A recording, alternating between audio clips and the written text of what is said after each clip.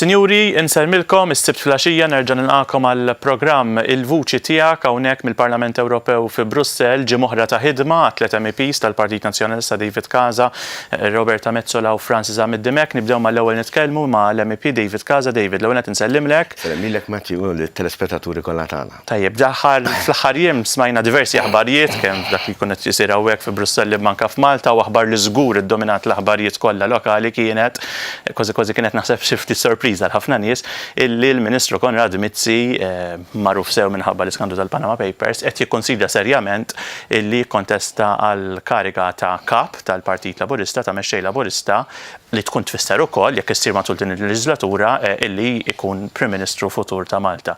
X'inhi r-reazzjoni tiegħek? Il-kampanja għal kap tal-Partit Laburista tidher diġà bdiet alla-volja ma nafux meta ħajtlaq Muscat imma tibda tisma' ħafna spekulazzjonijiet imissa dira żewġ rapporti fit-Times u l-Malta Today. Naturalment, jiena bħal pija tal-poplu Malti xokkjajt li l-nifsi għaliex ma stennejtx li mill-Ministri kollha li hemm Konrad Mizzi imħajjar jieħu l-post tal-Prim Ministru Joseph Muscat. Issa naturalment jiena bħala rappreżentant tal-Partit Nazzjonalista ftit li xejn jinteressani il-min jażlu kap. Pero meta nħarsu lejn Malta mbagħad u nitkellem bħala Malti, naħseb li din żgur tkun waħda mill-aqra għażliet illi jista' jagħmel pajjiżna. Għaliex fl-aħħar mill-aħħar mhux se taffettwa lill-Partit Laburista din id-deċiżjoni, ma taffettwa liċ-ċittadini Maltin u Għawċin.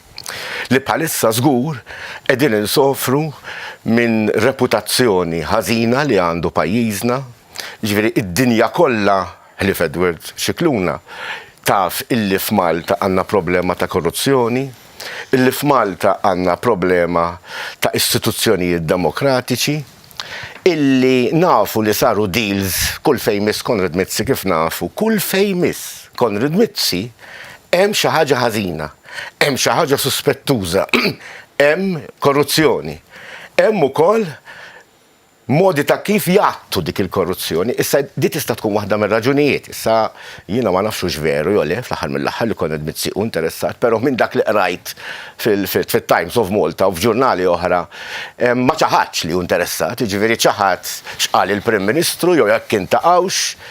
Imma fil-verità kieku vera mhux interessat jgħid isma' jien m'iniex interessat, però dana mhux il-fatt. Il-fatt hu li tant huma maqtuwajn mir-realtà dawn in-nies. Tant jaħsbu li m'għamlu xejn ħażin, għadhom jaħsbu li m'għamlu xejn ħażin, illi ħanajdu kif il-Ministru in denial, eżatt. Jiġifieri meta tiġi għall-Prim Ministru ta' Malta, għall-Prim Ministru ta' pajjiż Ewropew, għall-Prim Ministru illi jrid jagħmel ħiltu biex ineħħi din ir-reputazzjoni ħażina li għandu pajjiżna, biex nagħmlu l-istituzzjonijiet tagħna għal darb'oħra demokratiċi, biex neqirdu darba l dejjem il-korruzzjoni, biex nerġgħu noħdu lura l-flus li nsterqu minant il-poplu Malti Għawċi, għaliex aħna ma ninsewx edinaw biex nidefendu l-ċittadini u biex naraw illi ma jiġix misru il-poplu Malti u biex il-flus li nsterqu anzi jridu jerġgħu jiġu ritornati lejn iċ-ċittadini Maltin. Jiena naħseb li tkun l-aqra għażla u nispera illi llum qabel għada inkunu iktar ċari dwar post Konrad Mizzi li naturalment m'għandux żgur ikun il-Prim Ministru ta' pajjiżna.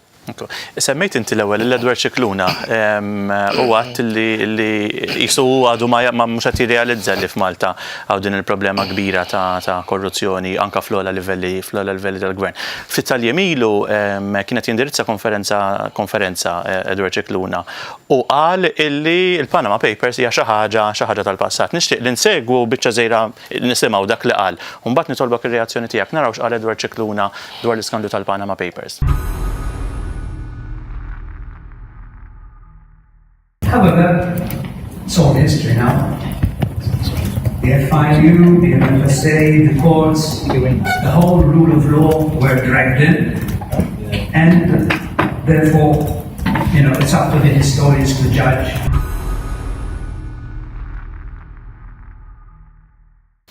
Tajjeb, David, hemmhekk smajna l-Edward Cicluna mbagħad wara qal li mhux vera għalhekk, imma recording juri mod ieħor.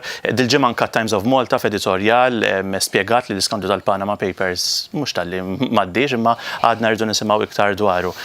X'inhi r-reazzjoni tiegħek għal dak li għadu kif qal Edward Cicluna? Kif għadna qabel għandek il-Ministru Konrad Mizzi in denial. U dan il-Ministru don qed jgħix fi sħab.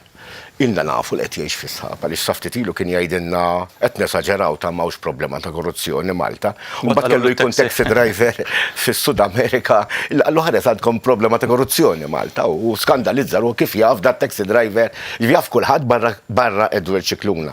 Il-Ministru tal-Finanzi il-Ministru tal-Finanzi li taħtu jaqgħu l-FIU, taħtu jaqa' l-MFSA, jaf x'reputazzjoni ħażina għandha Malta.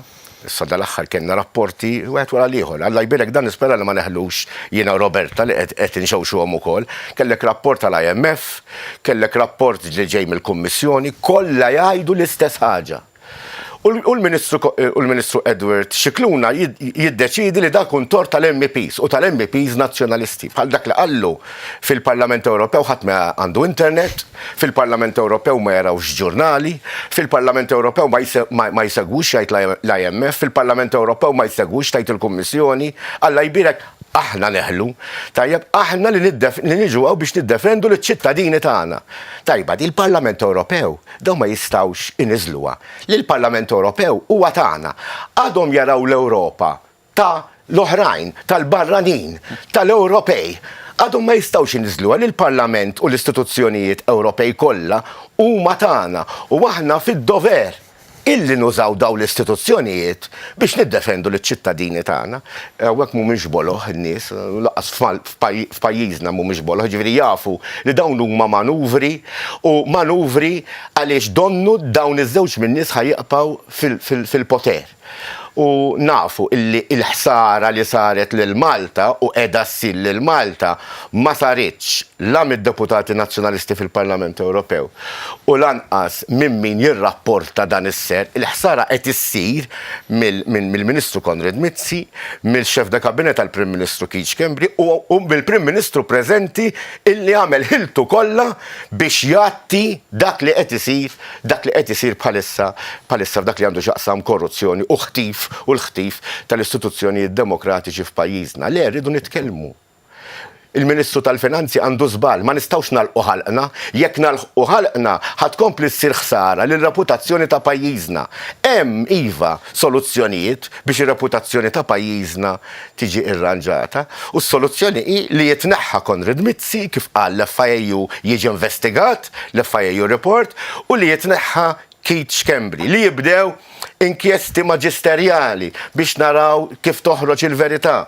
U naturalment danna nafu illi sissa żgur mhux qed isir, jekk qed isir aħjar jgħidulna ħalli aħna niġu għaw u nserħu ras il-Parlament Ewropew mbagħad illi isma' qed issir investigazzjoni serja ta' f'pajjiżna, imma sfortunatament sissa mhux qed isir u iva għandu jkun il-Partit Nazzjonalista għandha tkun is-soċjetà ċivili illi tibqa' titkellem kontra dan is-serq minant il-poplu Malti u m'għandix dubju jekk inneħħu lil dawn it-tnejn min-nies ir-reputazzjoni ta' pajjiżna tibda timprovja u timxi l qudiem.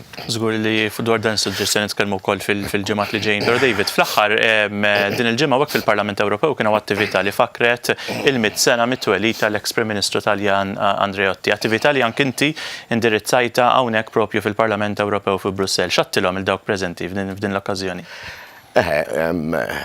Messi, jiena meta kont naħdem fil-Ministru tal-Affarijiet Barranin, mhux l-ewwel darba li akkompanjajt il-Guido De Marco naturalment u l-Ledi Fenekadami f'Ruma flimkien anke ma' Tonio Borg l-eks kummissarju tagħna Ewropew u eks Viċi Prim Ministru wkoll ta' Malta, akkompanjajthom meta ntaqgħu ma' Andreotti. Andreotti huwa personaġġ importanti ħafna fl-istorja Taljana u fl-istorja tal-Ewropa, 7 darbit Prim Ministru, Ministru tad-Difiża, Ministru tal-Affarijiet Barranin, fi żmien anke Bettino Craxi li kien ġej mill-Kamp Soċjalista. Naturalment kien kruċjali l-iktar naħseb meta kien Ministru tal-Affarijiet Barranin għax ta' attenzjoni partikolari lil problemi li kellna fil-Medju Orient, kien Ministru tal-Affarijiet Barranin eċċezzjonali, għen ħafna lil pajjiżna. Per eżempju fl-1986 kien ġie Malta ma' Bettinokraxi u ġie firmat l-ewwel protokoll finanzjarju bejn Malta u l-Italja li għenuna dal-protokolli li sussegwentement imbagħad anke mal-Partit Nazzjonalista meta rbaħna fl-1987 għenuna dawk il-protokolli finanzjarji biex aħna nirraġaw l-infrastruttura tagħna, għenuna wkoll biex anke immiddu triq biex Malta issir membru tal-Unjoni Ewropea. Allura kien kruċjali. Ukoll imbagħad kien hemm naturalment il-każ fejn Giulio Andreotti ġi ukoll mressa l-qorti fuq alleanza mal-mafja li naturalment qatt iridu jinkitbu ħafna kodba fuq hekk. Però it-tajba hi li baqa' jemmen fis-sistema ġudizzjarja Taljana, ġifieri minkejja li kien jaf li dan kien attakk u kien jgħid li kien attakk kontrih għax ħadem kontra l-mafja anzi, però kellu fiduċja fis-sistema ġudizzjarja. Naturalment mhux kull imħallef huwa l-istess, naturalment mhux kull maġistrat huwa l-istess, però emmen fis-sistema ġudizzjarja għaliex kien ċert illi l-verità xi darba se toħroġ. Naturalment da jfakkarna wkoll issa fl-avvenimenti li qed isiru f'pajjiżna fejn jiena flimkien moħrajn mort il-qorti diversi drabi biex tibda inkjesta biex ninvestigaw fl-assenza ta' investigazzjoni vera u propja mill-pulizija. U r-riżultat nafu x'inhu għaliex sal-lum it-talbiet li għamilna aħna ma ġewx aċċettati. Però naturalment Giulio Andreotti magħruf żgur kieku kelli nispjegah fi 3 kelmiet naħseb li huwa demokristjan ta' vera, naħseb Giulio Andreotti kien wieħed mill-iktar politiku li ta' kontribut l-Italja wara l-gwerra naturalment, ħalla Italja ħafna ħjar mill-li saba u naturalment għalija u għal ħafna nies illi emnu fil-politika demokristjana huwa statista, wieħed mill-aħjar statisti anzi li qatt kellha l-Italja u li qatt jista' jkollha. David Casa, grazzi ħafna, jibqgħu magħna li wara wafqa qasira għandna intervista mal-MEP Francis Zammit Dimech.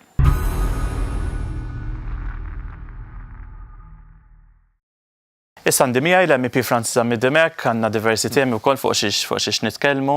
Francis, din il-ġimgħa ħriġt qarrija inti li fiha spjegajt għaliex kien hawn vot importanti hawnhekk fil-Parlament Ewropew kif b'emenda li ressaqt inti f'kumitat partikolari issalvagwardjajt u ddifendejt is-settur tal-farmaceutika f'Malta li jfisser impjiegi u importanza ħafna għall-ekonomija. Spjega li dal-eżempju, però nixtieqek tispjega li kemm importanti dan ix-xogħol tagħkom bħala MEPs biex tiddefendu lil Malta fix-xogħol ta' kumitati, emendi u dawn l-affarijiet.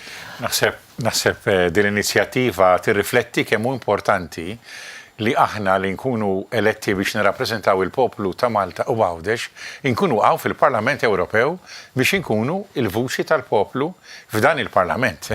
Il-poplu meta jatina l-fiduċja tiegħu biex niġu fil-Parlament Ewropew u iva nitkellmu nħarsu l-interessi tal-poplu. Is-inti qed tistaqsini fuq dan il-vot li jolqot l-industrija tal-farmaceutika. L-ewwel nett ħanqiegħda daqsxejn ngħidilek kuntest iktar wiesa'. L-industrija tal-farmaceutika hija waħda mill-pilastri ekonomiċi li bena gvern iffurmat mill-Partit Nazzjonalista. Nafu kif kibret l-industrija, kif twildet u mbagħad kibret, u anki il-gvern kien għamel leġiżlazzjoni apposta biex ikun jista' jattira investiment qawwi mill-farmaceutika ġewwa Malta. Għaliex hija industrija importanti? Hija industrija importanti l-ewwel għax tiġġenera l-impigi għal Maltin, tiġġenera impigi mod partikolari għal min ikun qiegħed isegwi jew segwa korsijiet foqsma marbuta ma' xjenza fl-università, fil-qasam tal-MCAS, imma anki impigi oħrajn. U huwa allura settur importanti. Impjiegi tajbin. U impjiegi tajbin u investiment sod u reali ġewwa pajjiżna. Issa biex jiena tkellimt fuq dan is-settur u biex kont attent li nħarsu l-industrija tal-farmaceutika, irrid ngħid li anki ikkoordinajt ma' rappreżentanza tal-gvern ta' pajjiżna ġewwa l-Unjoni Ewropea, kelli laqalt ukoll mal-Malta Enterprise u laqat anki mal-Assoċjazzjoni Ewropea tal-Industrija Farmaceutika li kollha kienu qed jagħmlu enfasi biex ir-regoli il-ġodda ikunu regoli li jħarsu aktar u li jipromovu aktar l-industrija tal-farmaceutika u jiena qed nara mill-lat kif dan ikompli jiżviluppa dan is-settur ġewwa pajjiżna, ġewwa Malta. Tema oħra illi wkoll titkellem diversi drabi dwarha u dil-ġimgħa wkoll tkellimt attivament mal-medja lokali wkoll hija l-ambjent fejn l-ewwel inti fakkart meta kontu għamilt l-inizjattiva f'Malta f'Taslima fejn mortu tiġbor flimkien mal-MEP Metsola tiġbor l-iskart minn ħdejn il-bajja. Però b'mod partikolari ppreżentajt tweġiba ta' mistoqsija li inti għamilt il-Kummissjoni Ewropea brabta tal-inizjattiva White Flags smajna diversi aħbarijiet fl-aħħar ġimgħa dwarha. Ftit kliem x'kienet it-tweġiba tal-Kummissjoni? It-tweġiba tal-Kummissjoni, nista' ngħid tal-Kummissarju Malti hawnhekk mhux Carmen Uvella, hija tweġiba li tagħtina sodisfazzjon għaliex hija tweġiba li permezz tagħha jiena ingħatajt l-assigurazzjoni li l-Kummissjoni Ewropea ma tat ebda fondi għal di l-inizjattiva li kont kellimt fuqha qabel u kont iddiskrivejt anki bħala farsa, anki bħala skema li hemm id-dubji serji kemm hija skema reali jew kemm hi skema fir-realtà frodolenti.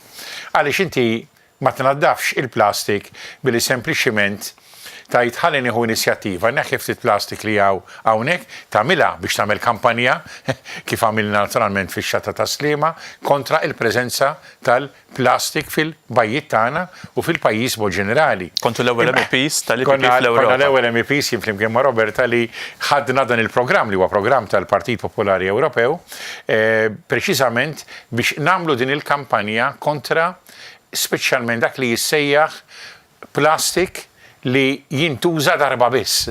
Għaliex, għax meta jintuża darba biss, jiġifieri dana se jispiċċa hemm iħammex l-ambjent u għandu riperkussjonijiet serji aħna rridu dak li hu reali. U dak li hu reali huwa li l-Gvern jagħmel programmi ta' riċiklaġġ bis-serjetà. Li l-Gvern ineħħi il-plastik bis-serjetà, mhux il-Gvern jidher ma' għaqdiet li laqqas bistaf min huma. Ambjent meta ma tieħux ħsiebu u meta ma tħallsux għal ġenerazzjonijiet ta' wara, titilfu anke għal ġenerazzjoni tal-lum u dak li jkun traġġa lura jkun kważi impossibbli biex imbagħad tħarsu għalija l-ambjent huwa importanti u l-ambjent ukoll marbut mal-katina tas-saħħa għaliex ambjent iktar nadif ngħixu ħajja iktar b'saħħitha u allura għalija huwa wkoll priorità f'dak li jiena nitkellem dwaru u fil-ħidma tiegħi fil-Parlament Ewropew.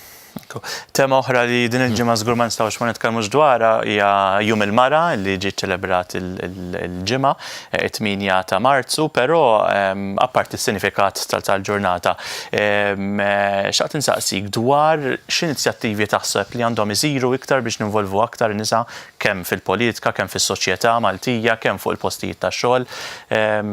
Tisma' ħafna diversi diskussjonijiet isiru ma kultant se jsir iktar. L-ewwel għarija hija okkażjoni fejn insellem anke jekk ġurnata wara lin-nisa kollha li tisegwuna u l-nisa kollha mod ġenerali fl-okkażjoni ta' Jum il-Mara. Jiena ninkwieta li anki flok nara azzjoni konkreta min-naħa tal-Gvern, nara dak li huwa il-Gender Gap Index ippubblikat issa mill-Forum Ekonomiku Mondjali, mill-World Economic Forum. Ġifieri issa diżgur mhux xi forum da fejn qed jitkellmu hekk għax xi ħadd minna jgħidilhom jgħidu mod jew ieħor. U daw għamlu kalkolu. Tajjeb, daw jagħmlu kalkolu fejn in-nisa jkunu fi żvantaġġ fuq sma differenti. Is-salarji li jirċievu fejn minn kalkolu li sar issa matul dis-sena u fuq is-sena li għaddiet għap-paragun tas-sena 2013 tlifna 22 post f'dak biss. Jaraw il-paragun fuq il-qasam tas-saħħa u s-saħħa tal-mara b'mod ġenerali. Jaraw l-ugwaljanza vera. Jaraw il-parteċipazzjoni pubblika fil-livell tal-Gvern, ġifiri fil-Kabinett, fil-livell tal-Parlament ta' Malta u anki ġifiri f'daw l-oqsma kollha meta taqbad il-Gender Gap Index tal-World Economic Forum. Nerġa' ngħid żgur hija struttura mill-aktar indipendenti, tara Malta fl-oqsma kollha li gwardaw il-mara flok marret il-qoddim, jew għalmenu żammejna l-istess post, waqajna, daqqa 22 post, kas ieħor 40 post, jew iżjed, imma dejjem l-isfel. Rridu nħarsu in-nisa kontra dak kollu li huwa ta' teddida lihom, però fl-istess ħin irridu nħarsuhom billi jkun hemm dejjem aktar inċentivi, aktar ħarsien u l-involviment tagħhom fl-istrutturi kollha ta' deċiżjonijiet. Għaliex? Għax il-perspettiva li tagħtik mara hija ħafna drabi perspettiva differenti, però li mbagħad dik maquda ma' il-perspettiva tal-irġiel ħanajtek twassalna għal deċiżjonijiet li huma ferm aħjar favur mhux biss in-nisa waħedhom imma favur il-pajjiż kollu fil-kastana favur Malta u Għawdex kollha. Tajjeb ħafna grazzi l-MP Francis Zammit Dimech. Qabel nagħlqu dan il-programm se nkunu din insegwu din il-ġimgħa l-MP Roberta Metsola f'Malta organizzat business breakfast tal-negozjanti Maltin u Għawċin li għalih attenda il-kap tal-Partit Nazzjonalista David kif ukoll il-Viċi President tal-Kummissjoni Ewropea Jyrki Katainen. U għal din il-ġimgħa se nkunu din insegwu siltiet minn dan il-business breakfast kif ukoll kummenti tal-Kummissarju Katainen u tal-MEP Roberta Metsola. Jiena nkun magħkom bil-programm ieħor Il-Vuċi Tiegħek din id-darba minn Strasburgu nhar is-Sibt li ġej.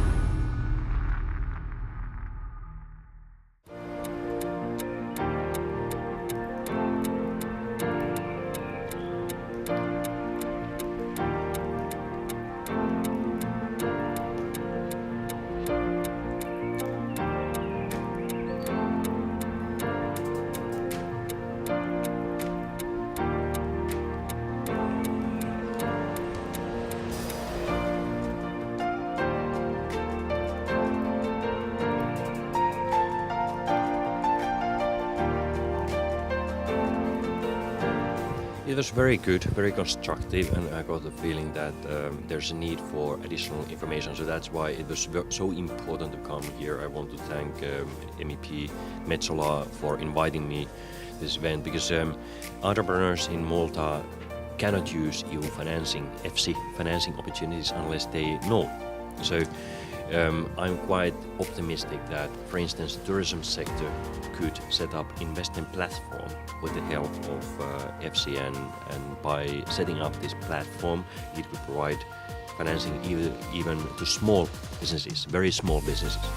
So very, very useful.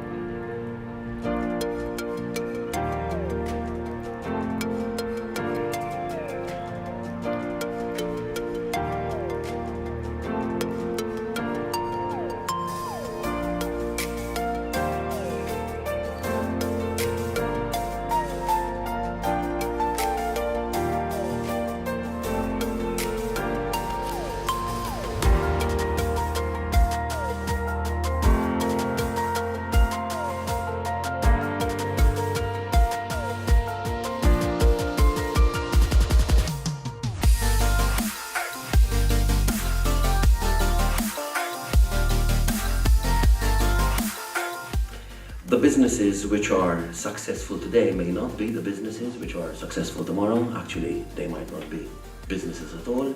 And the businesses which are successful in the future may not even exist today.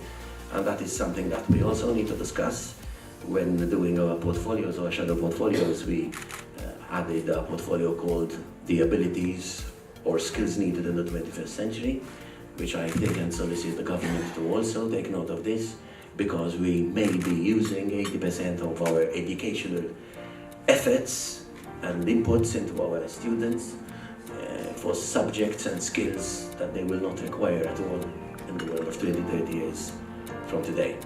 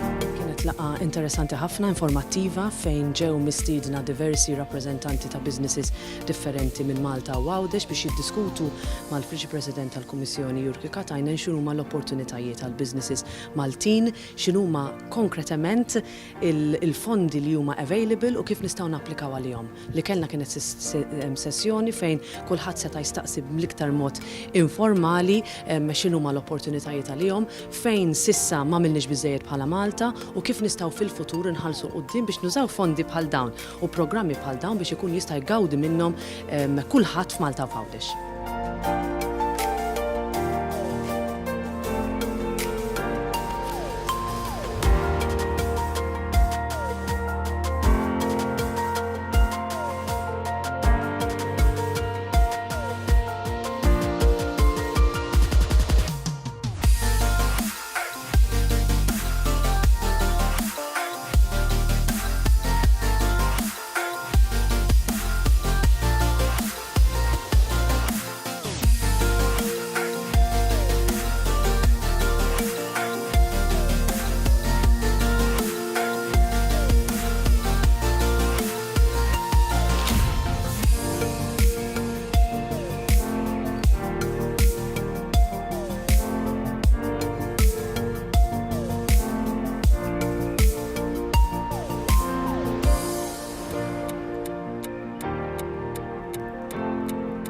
So MEPs have few duties. First, to translate national agenda to the European decision makers. So try to push the national viewpoints through the European decision making. Second point is to translate the European decisions to own citizens. For instance, this event is a good example to bring people together and giving them a chance to understand new financing opportunities for entrepreneurs in Malta. And third one is to address joint European challenges, such as migration or border security issues or trade and single market related issues. So MEPs are not only representing their own country, which is part of their job, but they are in the European Parliament to solve common European challenges, such as migration and single market issues.